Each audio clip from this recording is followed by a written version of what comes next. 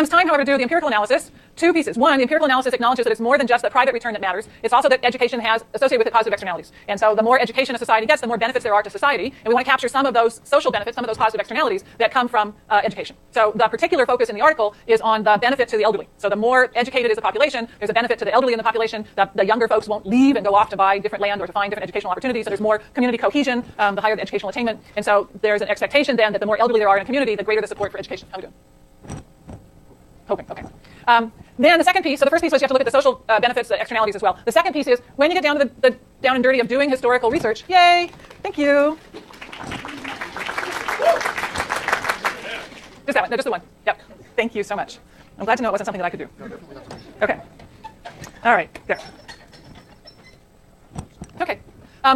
When you get to the down and dirty of actually doing historical research, you have all these great ideas as to what variables should affect the thing that you're interested in. Here it's state differences in high school graduation rates, but you're limited in what you can actually use by what data are actually available. So you do a lot of, well, I think that there's a good story to be told about the wage premium, the skill premium from staying in school, and about the opportunity costs, so the wages of the wages of manufacturing, but I don't really have those data. So then you are using the data that are available. You try to make the best possible match of the data that are available with the story that you're trying to tell. So here in the table from today's handout, I added the third column. So in last week's handout, I didn't have the third column. I added the third column in today's handout. So this is looking at the set of 48 states, the pictures that I showed you last Tuesday, and the variation in high school graduation rates in amongst these 48 states. First in 1910, that's column 1. Second in 1928, that's column 2. And then what column 3 does is try to figure out if there are particular variables that predicted which states were going to get particularly large rises in graduation rates between 1910 and 1928. Now, God bless Claudia Golden. She gives you she doesn't give you t-stats. She gives you standard errors up there. She doesn't give you t-stats, and she doesn't give you asterisks. I love her, but it would be easier to teach if there was one of those two things there. So you got to go through it, and you got to basically do all the math in your head, or hope that I did it, which I did, and figure out which of these things are statistically significant. Most of them are statistically significant, so what I'm going to do with a pen is just put a line through the ones that are not statistically significant. So manufacturing, there's that great story about manufacturing. It ought to be capturing the opportunity cost. Manufacturing matters in 1910, but it's not statistically significant in 1928, and it's not a statistically significant determinant of which states saw a rise in high school graduation rates between 1910 and 1928. Now, maybe that's a measurement problem. Maybe it's because what's here is the share of the labor force in manufacturing, so it's sort of an availability of jobs, and it's not measuring the wages in manufacturing. What else? The share of the population that's elderly in 1928 is weakly significant. I just put little dots through that. So it's statistically significant, but weakly so. Everything else would get 3 stars, 2 or 3 stars. So that's no stars on the table because the stars would clog it up. But since the manufacturing is an important part of the story, it's nice to notice that the manufacturing works for 1910 and doesn't work subsequently. So the story that's here from the data is that high school graduation rates are higher in states with higher wealth. That's the first line. Are higher in states with more car registrations. Anybody remember from the article why car registrations? What's that got to do with anything? It captures something about wealth. It doesn't capture the level. It captures something else about wealth. Distribution, that's right. So car registrations was supposed to be a proxy for the distribution of wealth. So if you have 2 states that both have the same level of per capita wealth, but in one state lots and lots of people own cars, and in the other state very few people own cars, it's likely that in the state in which very few people own cars, you have a very skewed distribution of wealth.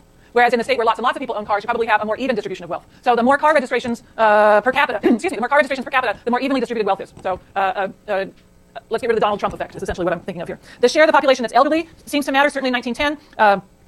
Weakly so in 1928. The more elderly there were in 1910, see the negative sign there? The more elderly there were in a state in 1910, the slower the growth rate of graduation rates. So in states that already had a lot of elderly, perhaps the story is they already had pretty high school graduation rates in 1910, and there wasn't a lot of growth taking place in that variable from 1910 to 1928. The share of the population Catholic. So what's Catholic measuring here? We really care about whether people are Catholic or not? What are we measuring with Catholic? Could be Irish, but it's not just Irish. Peter. Okay, so we're capturing the Eastern European immigrants, the Eastern European, not so much, Southern European immigrants, so the Irish, the Italians. So what? Why do we care about that? What's it really sort of trying to capture? Community homogeneity. So basically racial and ethnic homogeneity. So the more racially and ethnically diverse the community, that is going to be measured by the higher the share of Catholics. Does that make graduation rates higher or lower? Lower. So the more diverse, the more ethnically and racially diverse the population in 1910 and 1928, the lower the high school graduation rate. What do you remember about that map I showed you for today? I showed you the map of today on Tuesday for high school graduation rates. Who was at the bottom? Who has the lowest high school graduation rates? The South and California. That's right. California and the South. So the southern states and California have the lowest high school graduation rates. If you were going to use that analogical reasoning that was part of Barry Eichengreen's article that we talked about in the midterm to talk about high school graduation rates today, which variables, look at that, what do you think you want to look at to try to explain the variation today, the cross-state variation today in high school graduation rates? Patrick, give me one. Huh? Catholic percentage still works? What were we capturing today with Catholic percentage? Mexican. So that today, or Hispanic, so that we'd be capturing the share of the population Hispanic or Latino, and it might be captured with Catholic. However, there's also a very large share of Catholics in the Northeast, and the Northeast has very high high school graduation rates. So the Catholic may not work, but we still may want to get some measure of homogeneity, of racial and ethnic homogeneity, and that may have something to do with it. What else up there might you try to look at if you were trying to explain high school graduation rates today? Good. So you want to get wealth in there? And do you want distribution as well? Probably. Okay. So we try to get some measure of wealth and the distribution of wealth and see if that explains the variety, the variation in high school graduation rates today. And then what's the big one in terms of opportunity cost? What's supposed to be measuring the opportunity cost? Manufacturing. So we need some measure of the wages that you could earn without a high school diploma. Today, would that be wages in manufacturing? Yes or no? No. If you don't have a high school diploma, what kind of job can you get? not all service jobs. I'm a service worker too, but yeah. So. Like McDonald's, so some service jobs, right? So when we get to education in the third part of the course, I'll show you some analysis that I did to try to look at state differences in high school graduation rates, and we'll see some of those variables come back in a variety of ways. Once again, remember for your term paper, you're looking for a contemporary issue, and then what's the historical analysis that can give you some analogical reasoning to understand the contemporary issue. So this would be a great example if somebody was looking at education differences today. All right. The second piece is public support for higher education. Obviously something of great concern to those of us at the University of California. What determines whether whether or not a state is willing to put a lot of money into its public colleges and universities? So this one is looking at how big is the state support for colleges and universities, higher education, in 1929. The difference, this is not on today's handout because this table was already the way I wanted it on last week's handout. I have extra copies of last week's if you don't have it. So once again, looking at similar variables, once again I went through and did the stars. Thank you, Claudia. And the difference between these two columns is whether or not private college enrollment is included. So even if you didn't look at the numbers up there, do you suppose that in a state that has a whole lot of private colleges, there's going to be more support for the public colleges and universities or less support for the public colleges? Less, right? So I taught at UMass for a long time. Massachusetts is chock-a-block full of private colleges and universities, and the UMass system was the poor stepchild of education. Did not get very good funding. So in fact, when they look at 1929, that's what they find. Very negative and statistically significant result. Now I've marked over my stuff. For private college enrollment per thousand. So the more private college enrollment, doesn't have to be from that state, but the more seats there are in private colleges per thousand population for the state. So think Massachusetts, Connecticut, places like that. The less support there'll be for public higher education. Remember from when we talked about the 1862 and 1890 Moral Land Grant Acts, that part of the motivation for those land grant colleges was to have publicly accessible higher education that was focused on agriculture and in mining states on mining. That a big important part of the UC system was UC Extension, was providing information to farmers to help make farmers more productive, to increase productivity in ag and increase productivity in mining. And that's why in this regression, Golden and Katz include the share of the labor force in mining and the share of the labor force in agriculture. Because you would expect that because of that historical legacy of the reason those land grant colleges were established in the first place, remember most, not all, but most of them were public colleges and universities, that the ag states are going to have more public support for higher ed, and that mining states would have more public support for higher ed than might the states that don't have the ag and the mining background. That's certainly borne out in the data, particularly if you look at the first column. Let's see what doesn't matter. What doesn't matter in this one is the share of the population Catholic. So for high school education, the ethnic diversity in the state matters. For high school education, the more ethnically diverse the state, the lower the high school graduation rate. But for public funding of college, the ethnic diversity in the state didn't matter. No mileage out of that variable. The distribution of wealth, so the auto registrations, that mattered.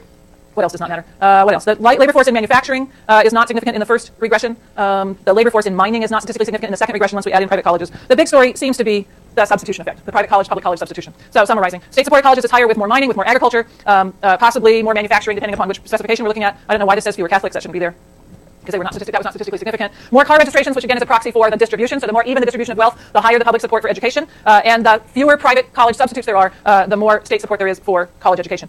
In both the high school and the public college results, both this table and the previous table, there were strong regional effects, which means down here at the bottom, all three.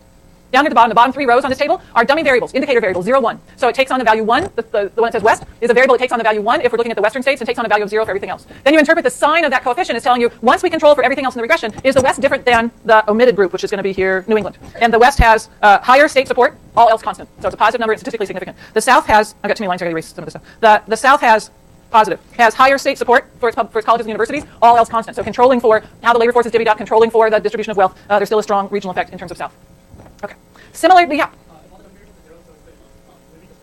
So when the dummy variables are all 0, you've got the omitted region. So you can't have, if you take your country, so take the country and divide it up into 4 groups. So basically we've got group 1, group 2, group 3, and group 4. You can put in dummy variables for 3 out of those 4 groups, but you can't put in dummy variables for all 4 or your econometrics blow up. And so what it's telling you is you have to figure out what's the group that they left out. So in this case, they left out New England. So it's all relative to New England. So what you interpret it as is that the coefficients up here are explaining New England, and then you get a shift for the other regions. Yep. Good question. Other questions? Similar to with the high school, we can use the same thing, the same analysis to ask whether there are relevant analogies to today's funding of public colleges and universities. So if we were going to, I didn't have this, I put this slide in after I uploaded your stuff. So if we were going to look at the funding for colleges, University of California, University of Michigan, University of Tennessee, if we were going to look at 13, at least I finally got into the right century. I gotta tell you, for like the first 10 years, I was always starting those sentences with 19 something. So I'm in the right century now. I'm not in the right decade yet, but I'm in the right century. Give me 4 years, I'll get into this decade. If we were going to do an analysis of state differences in funding of higher education today, does this suggest anything that we might want to look at? If we were doing this analogical reasoning, so we want to understand the variation across states today in how generous the state legislatures are, Michigan, California, Tennessee, Texas, in funding their public colleges and universities. You guys know about state funding for the UC, right?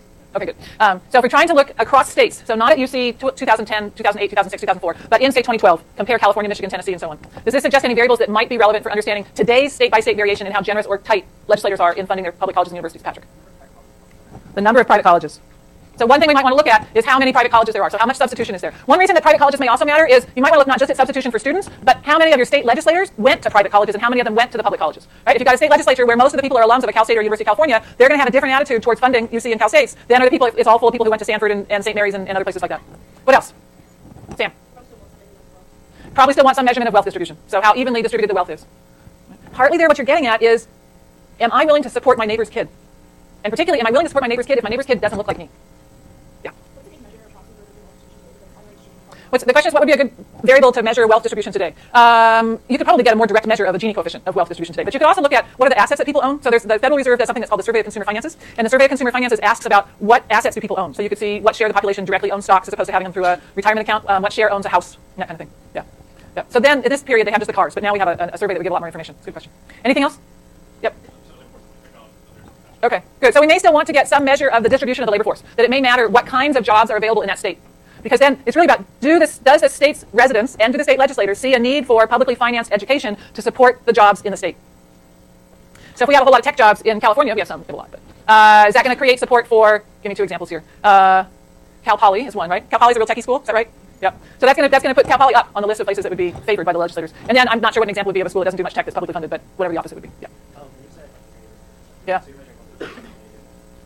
Right. So does your neighbor's kid look like you as a measure of the homogeneity of the population? So how ethnically diverse is the population? I think you'd want to look at it. Yeah. So even though the share of the percent Catholics didn't matter in this one, I think that you wouldn't want to rule it out until you looked at it. So it may turn out that it doesn't matter, but it may turn out that it does matter. Yeah. Okay. Anything else? All right. So now what we're going to do is, there we are. Now what we're going to do is we're going to turn to immigration. These are the slides from last Thursday. So this is finishing up Professor Such's lecture from last Thursday.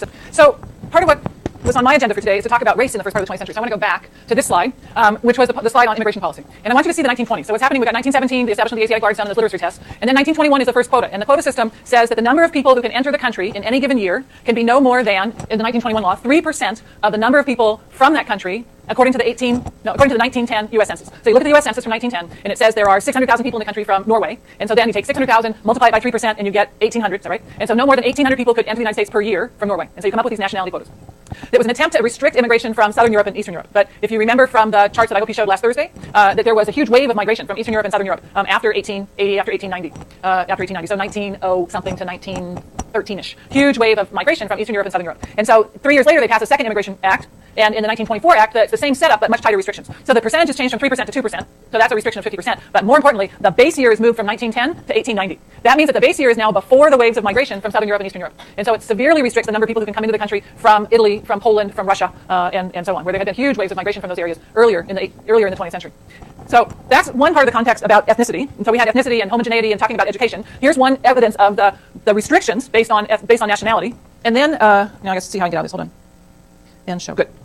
And then I want to talk also about race relations, because the paper that I wrote that we looked at for today is not about differences between Poles and Brits. It's about the difference between whites and blacks. So I want you to think about race relations, just pure race relations in terms of white population and black population. So this is from this is a quote from a government resource. And it's about the era, the first part of the 20th century in the United States. Southern blacks who resisted segregation, particularly those in the rural areas, lived in constant fear. Fear of their employers who vowed to fire them, fear of white citizens, councils who adopted policies of economic reprisal against demonstrators, fear of white vigilante groups like the Ku Klux Klan, who exerted an often checked reign of terror across the South, where the lynching of African Americans was a common occurrence and rarely prosecuted. Nearly 4,500 African Americans were lynched. That is to say, they were hung from a tree and killed. Nearly 4,500 African Americans were lynched in the United States between 1882 and the early 1950s. A lot of those lynchings, there would be some allegation of sexual impropriety. It was typically black man, white woman. Oftentimes, those allegations of sexual impropriety were completely fabricated and had nothing to do with anything. Sometimes the lynchings, I'm going to read you I'll read you a little bit. Some lynchings had to do with other factors, but it was common occurrence.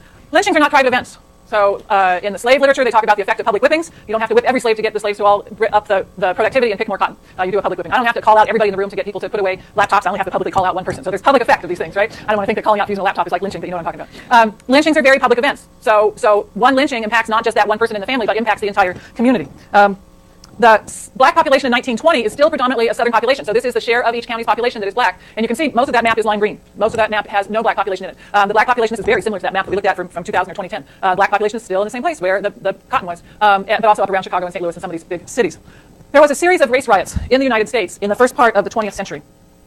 And I'm going to read to you from some articles, history articles that were written about these. So context. We're talking early 1920s, 1910s. We've got World War I mixed in there. We've got the anti-immigrant sentiment mixed in there. There's a lot of social change that's going on. The radio was introduced in 1923. Popular magazines are introduced largely in the 19 teens. So Ladies' Home Journal, Good Housekeeping, Time, those kinds of things. All of that starting in the early part of the 20th century. We've talked about the changes in advertising.